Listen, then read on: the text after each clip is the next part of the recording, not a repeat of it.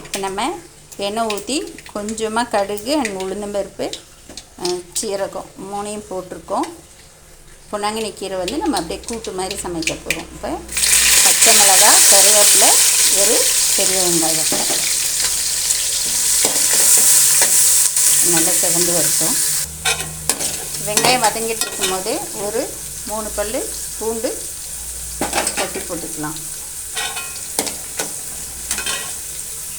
வெங்காயம் நல்லா வதங்கிடுச்சு. இப்போ நம்ம பொடியாக நறுக்கி வச்சுருக்கிற ஒரு 3 தக்காளி, சின்னதாக 3 தக்காளி இதை நல்லா வேணும்.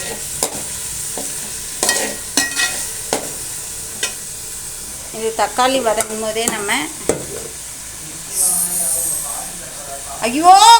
தக்காளி வதங்கிட்டு இருக்கும்போதே இப்போ நம்ம கீரை நல்லா கிள்ளி, அது ரொம்ப இலை பெரிய பெரிய இலையாக இருக்கும், அதனால் லைட்டாக கட் பண்ணி தண்ணியில் நல்லா 2 டைம் அலசி எடுத்துக்கோங்க.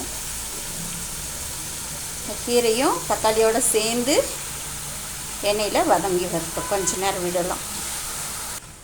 கீரை ஓரளவுக்கு வதங்கி வந்திருக்கு. இப்போ நம்ம லைட்டாக கொஞ்சம் மஞ்சள் பொடி, கொஞ்சம் தேவையான அளவு உப்பு இது போட்டு ஒரு கிளறி விட்டு இப்போ நம்ம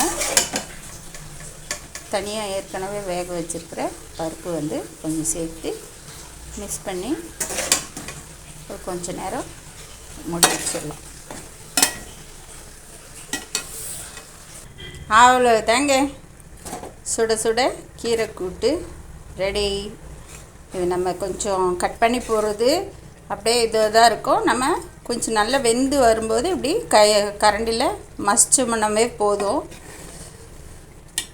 இது வந்து நம்ம பொரியலாகவும் செஞ்சு சாப்பிட்லாம், குழம்பாகவும் செஞ்சு சாப்பிட்லாம். இந்த மாதிரி கூட்டாக செஞ்சு சாப்பிடும்போது இன்னும் செம்ம ருசியாக இருக்கும், டேஸ்ட்டாகவும் இருக்கும்.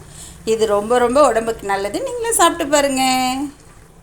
சாதத்தோட கீரையை வச்சு சாப்பிடும்போது ரொம்ப ரொம்ப அருமையாக இருக்கும். இந்த வெயிலுக்கு சூடெல்லாம் சாப்பிட்றாதீங்க. சாப்பாடே நான் பாருங்கள் சாதம் போட்டு ஆற வச்சுட்டு இப்போ தான் வந்து நான் இது பண்ணுறேன். குழம்பு இது கூட்டு சூடாக இருந்தாலும் நம்ம வந்து கொஞ்சம் ஆற வச்சுக்கலாம், ஒன்றும் தப்பில்லை. ரெண்டாவது, இது கூட்டாக செய்யும்போது இது கூட சப்பாத்தி, நம்ம எது சாப்பிட்டாலுமே ரொம்ப ரொம்ப டேஸ்ட்டாக இருக்கணும். ஏன்னா நம்ம எல்லாமே குழம்புக்கு போடுற எல்லா ஐட்டமும் போட்டிருக்கோம். பட் வந்து செஞ்சது வந்து கூட்டாக செஞ்சுருக்கோம், அவ்வளோதான். புளி ஒன்று சேர்த்துல. ஓகே, பாய். நீங்களும் சமைச்சு பாருங்கள், சாப்பிட்டு பாருங்கள்.